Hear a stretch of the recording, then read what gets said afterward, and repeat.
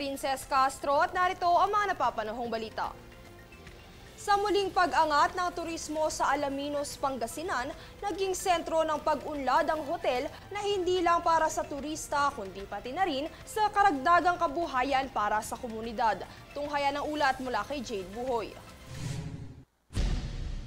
Bunsod ng pagsunod nito sa pamantayan ng Department of Tourism o DOT para sa kalidad at sustainability, malaki ang naging papel ng Proxy Plus by the Oriental Pangasinan sa muling pagsigla ng turismo sa Alaminos. Ayon kay Tourism Officer Ray Livara, ang hotel ay tinuturing na economic catalyst sa buong Pangasinan. Sa patuloy na pagsusulong ng Alaminos Festival at mga bagong atraksyon, ang Proxy Plus ay nagsisilbing modelo ng kung paano maaaring pag-isahin ang turismo at malasakit sa komunidad.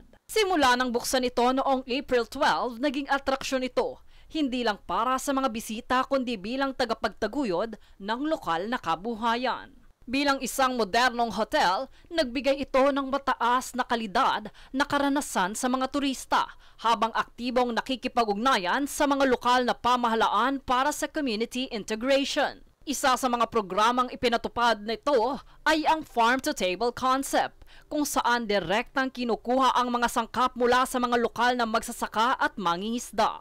Katuwang din ito ng mga lokal na vendor at service providers, kabilang ang mga bangkero, souvenir shops at street vendors, na ngayoy nakakaramdam ng pag-angat sa kita. Ayon sa Proxy Plus, ang kanilang kabuhayan ay hindi lamang para sa ekonomiya, kundi para sa turismo at mga lokal na manggagawa ng Pangasinan. Jade Buhoy, nag-uulat para sa Golden Nation Network.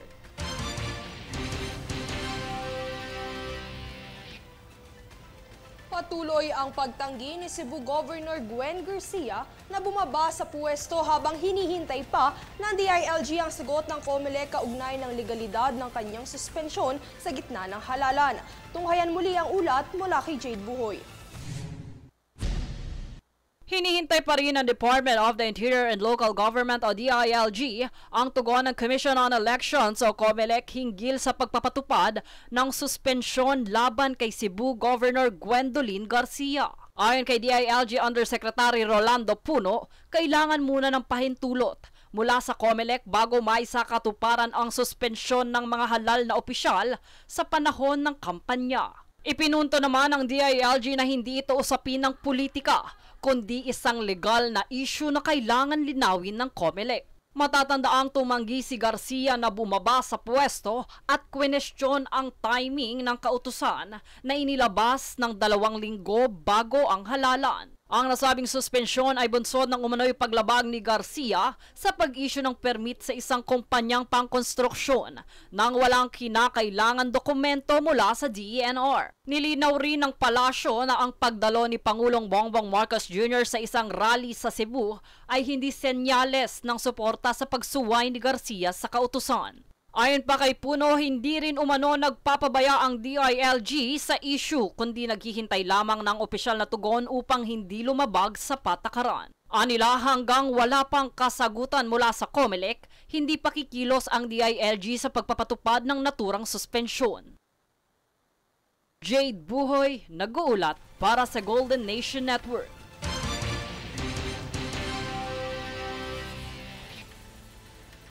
Isang lalaki naman ang natimbog ng Pasay City Police nitong kamakailan dahil sa paglabag nito sa election gun ban, gayon din ang pagmamanman umano sa mga barangay at City Hall ng lungsod. Narito ang ulat. Natimbog ng Pasay City Police ang lalaking minamanmanan ang mga barangay at City Hall ng lungsod. Ayon kay Police Colonel Joselito de Sesto, ang suspect ay nahuli sa operasyon ng Oplan Sita sa Macapagal Boulevard. Nagkandak po tayo ng Oplan Sita, doon po natin siya nahuli. Kasi pagka Oplan Sita po sa kanya, meron po nakita agad na may bulging po sa kanyang tagiliran. So yun po ang naging dahilan para po siya ay ma-apprehend po natin. Makaraang maaresto, nakuha sa suspect ang isang hindi lisensyadong baril, 4 na full-load magazine na may kabuuang 75 live ammunitions. Bukod dito ay na-recover din sa suspect ang isang motorsiklo na kanyang ginamit, gayon din ang mapa ng mga barangay at video clip ng City Hall ng lungsod.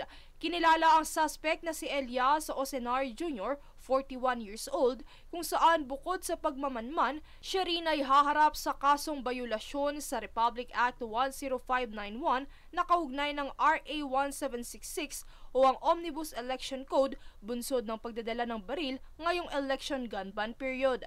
Sa pagharap nito sa media nitong Biyernes sa Pasay Police Station, kaniyang idinipensa ang sarili.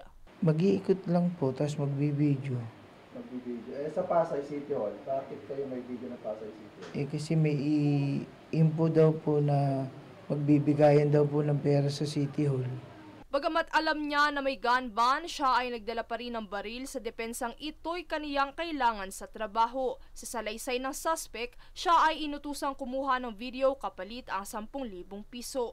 Dagdag pa rito, ang suspect ay hinihinalang may masamang balak sa mga kapitan na supporter ni re-electionist incumbent Mayor Imelda M. Calixto Rubiano. Samantala, iniimbestigahan pa ng Pasay Police kung sino ang nasa likod ng nahuling suspect. Bunsod ng insidente, tiniyak naman ng Pasay Police ang mas pinaigting na surveillance sa lungsod upang masiguro ang kapayapaan at seguridad sa anumang banta ng pananabotahe at panggugulo sa midterm election sa Lunes, May 12.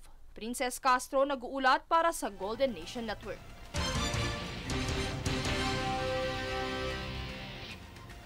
Kami ang boses ng pagbabago. Ako si Princess Castro at ito ang News Force.